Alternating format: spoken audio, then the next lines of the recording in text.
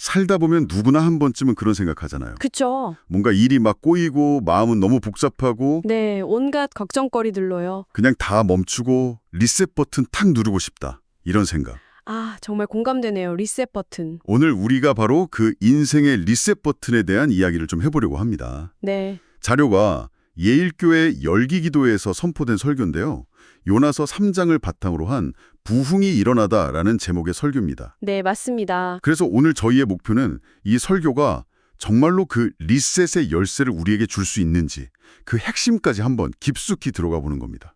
그거 아주 흥미로운 접근이네요. 왜냐하면 이 설교가 단순히 그냥 위로를 주는 좋은 말을 넘어서거든요. 아, 그런가요? 네, 듣는 사람에게 굉장히 도전적인 질문을 던져요.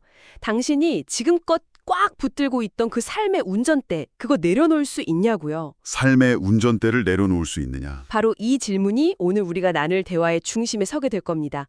그러니까 자기중심이라는 그 익숙한 세계에서 벗어나야만 진짜 리셋, 설교에서 말하는 부흥이 시작된다는 거죠. 좋습니다. 삶의 운전대를 내려놓는다. 시작부터 묵직한데요. 그럼 먼저 이 메시지를 전하는 화자, 목사님은 어떤 분인지부터 좀 짚어보죠. 네네. 자료를 보니까 성도들의 영적인 상태를 정말 날카롭게 지적하시는데 또 그 안에 아주 깊은 애정이 느껴지는 분 같아요. 맞아요. 바로 그 양면성이 이 목사님의 메시지를 아주 강력하게 만드는 지점입니다. 양면성이요? 네. 한편으로는 회개 없는 회복은 기만이다 이렇게 말하면서 한국 교회의 어떤 안일함을 정면으로 비판하는 단호함이 있고요. 굉장히 직접적이네요. 그렇죠. 그러면서도 또 MZ세대의 언어를 쓴다거나 유머를 섞어서 딱딱하지 않게 다가가요.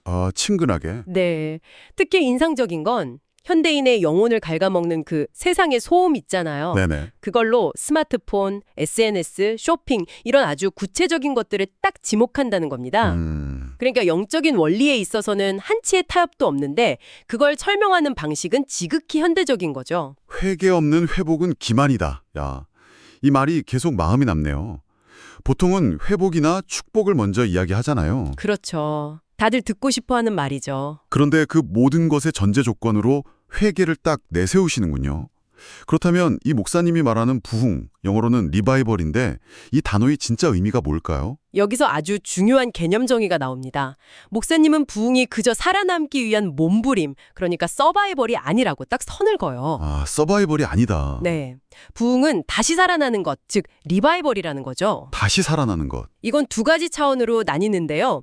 첫째는 믿음이 없던 사람이 새롭게 생명을 얻는 전도적 부흥이라고 할 수 있겠죠. 네. 그리고 둘째는 이미 믿음을 가졌지만 이런저런 이유로 영적인 힘을 잃고 무너진 사람이 다시 일어서는 겁니다. 이 설교는 바로 이 두 번째, 이미 신앙의 여정을 걷고 있는 사람들을 위한 영적 재건축에 초점을 맞추고 있습니다. 새롭게 고치는 과정. 정확합니다. 바로 그거예요. 그런데 현대사회는 그 재건축을 방해하는 공사장 소음 같은 것들로 가득하잖아요. 맞아요. 이 부분에 대한 목사님의 진단이 아주 예리했어요. 그렇죠. 나는 쇼핑한다 고로 존재한다는 말을 인용하시면서 끊임없이 울리는 카톡 알림, 인스타그램 DM, 또 넋놓고 보게 되는 쇼츠 영상들. 정말 그렇죠. 시간 가는 줄 모르고 보게 되죠. 이런 것들이 우리 마음을 수백 조각으로 분열시킨다고 지적하죠. 이걸 분열된 마음, 즉 더블 포커스 상태라고 부릅니다. 더블 포커스. 네, 하나님께도 신경 쓰고 세상 유행에도 신경 쓰고 주식시장에도 신경 쓰는 그런 상태 말이죠. 결국 그 분열된 마음으로는 어떤 재건축도 불가능하다는 거군요.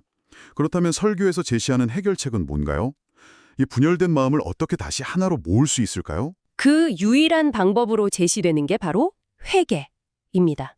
또 회개군요. 네, 그래서 부흥에는 감성적인 뜨거움 그 이전에 명확한 사이클이 있다고 설명을 해요. 사이클이요. 바로 깨달음, 즉 찔림에서 시작해서 회개를 거쳐 회복으로 이어진다는 순서입니다. 찔림, 회개, 회복. 여기서 중요한 건 시작점인데 그냥 내가 좀 더 잘 살아야지 하는 막연한 다짐이 아니에요. 그게 아니고요? 네, 하나님의 말씀이 예리한 칼이 되어서 내 삶의 문제를 정확하게 찔러오는 어쩌면 좀 고통스러운 그 찔림의 순간이 반드시 있어야 한다는 겁니다. 알겠습니다.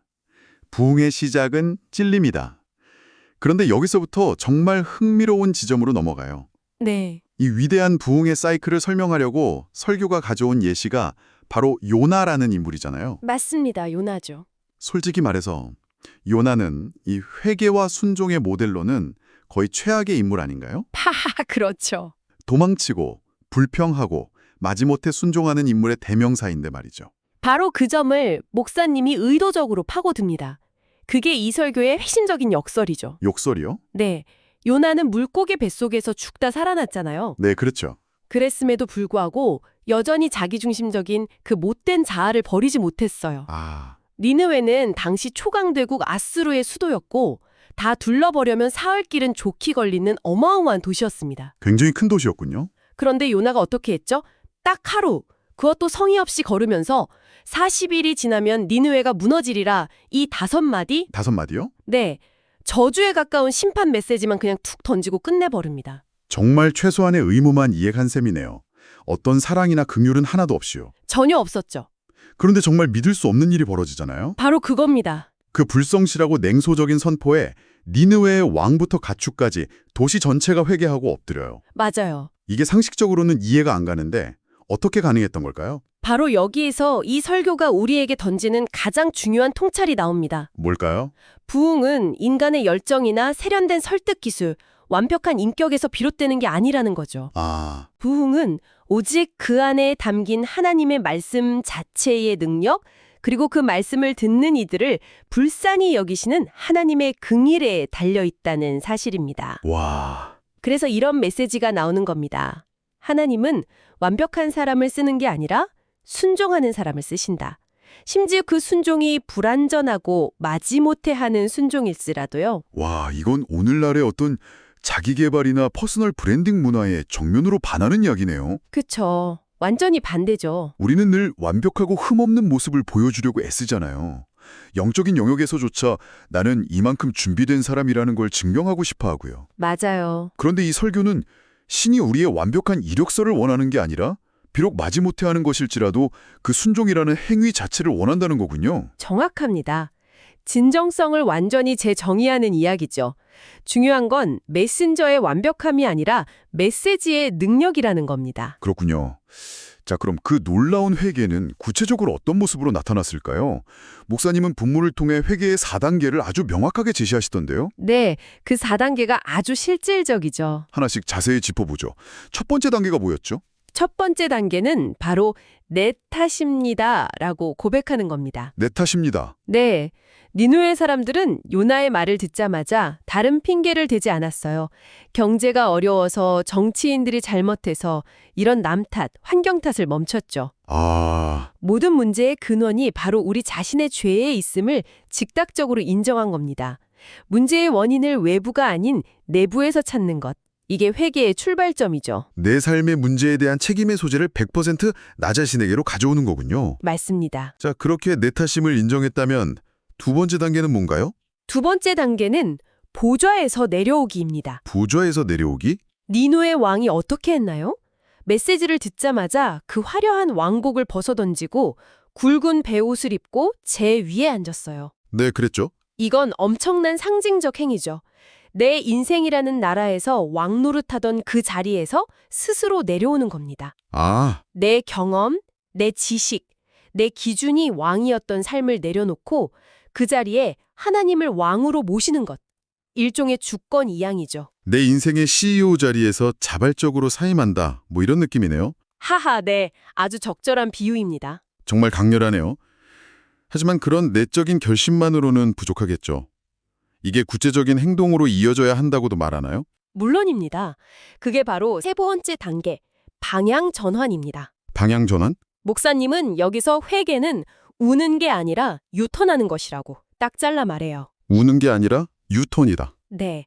감정적으로 후회하고 눈물 흘리는 데서 그치면 아무 의미가 없다는 거죠. 아, 니누의 백성들은 각기 악한 길과 손으로 행한 강포에서 떠나라고 선포합니다.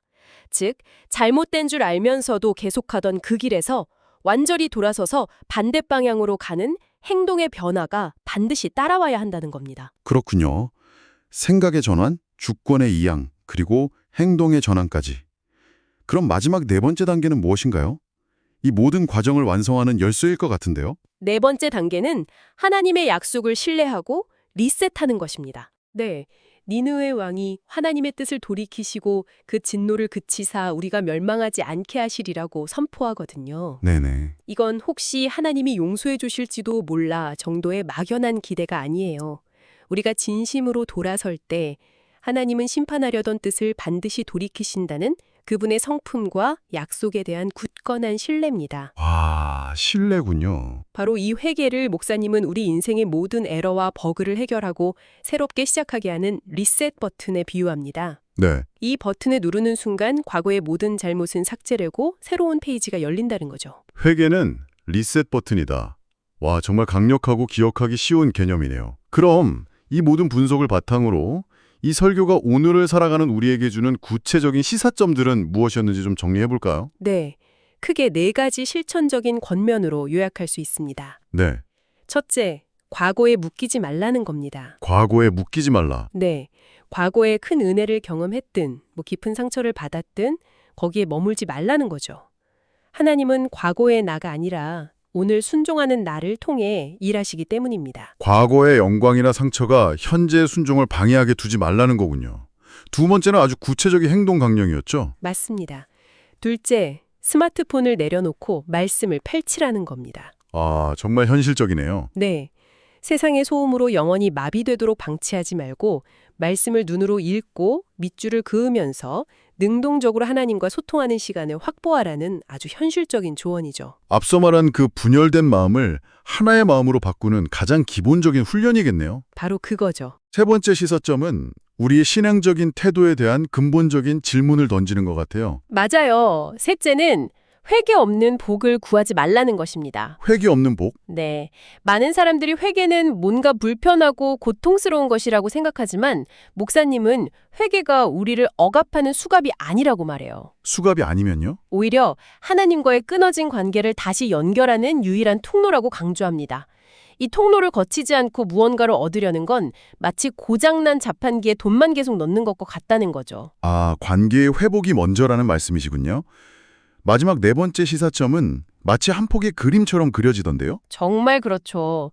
넷째, 하나님께 업혀가는 인생이 되라는 겁니다. 업혀가는 인생? 이게 정말 재미있는 비유인데 회개하지 않고 내 힘으로 신앙생활을 하는 건 마치 내가 하나님을 등에 업고 낑낑대며 산을 오르는 것과 같다고 해요. 아, 상상만 해도 힘드네요. 그러니 인생이 무겁고 힘들 수밖에 없죠. 하지만 회개를 통해 리셋 버튼을 누르고 부흥을 경험하면 반대로 하나님이 나를 업고 가시는 인생이 시작된다는 겁니다. 와, 그 안에는 진짜 쉼과 평안이 있다는 약속이죠. 그 업혀간다는 이미지가 정말 강렬하네요. 어릴 때 앞과 목마를 타고 세상을 보던 기억이 떠오릅니다. 아, 그렇죠. 내가 가야 할 길은 변하지 않지만 그 길을 가는 나의 모든 경험이 힘겨운 노력에서 즐거운 여정으로 바뀌는 순간이잖아요. 맞습니다. 오늘 한 편의 설교를 통해 부흥과 회개의 본질을 정말 깊이 있게 들여다봤습니다. 결국 핵심은 이것이군요. 부흥은 내가 만들어내는 어떤 이벤트가 아니라 그렇죠. 내가 내 삶의 보좌에서 내려와 하나님께로 돌아설 때 그분이 선물처럼 주시는 결과라는 것. 맞습니다. 그리고 회개는 리셋 버튼이라는 이 개념은 오늘 이 내용을 듣는 당신에게도 아주 강력한 초청이 될 겁니다. 초청이요? 네. 만약 지금 당신의 삶이 너무 무겁고 미래가 불안하고 과거의 실수에 발목 잡혀 있다면 지금 당장 그 리셋 버튼을 누를 수 있다는 희망의 메시지죠. 하나님은 당신의 과거를 묻지 않고 언제든 새로운 시작의 기회를 주실 준비가 되어 있다는 약속입니다. 오늘 대화를 나누면서 제 마음속에 계속 맴도는 것은 결국 요나의 그 불완전하고 마지못한 순종조차도 하나님께서 상상 이상의 위대한 결과를 만드는 데 사용하셨다는 점입니다. 네, 그 점이 정말 중요하죠. 순종의 질이나 진정성보다 순종의 행위 그 자체를 통해 일하셨다는 건데요.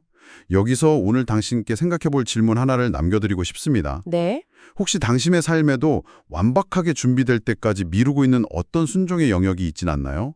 어쩌면 당신이 보기에 초라하고 불완전해 보이는 바로 그 작은 순종이 당신이 그토록 바라던 인생의 리셋을 가져다 줄 가장 중요한 첫걸음이 될지도 모릅니다.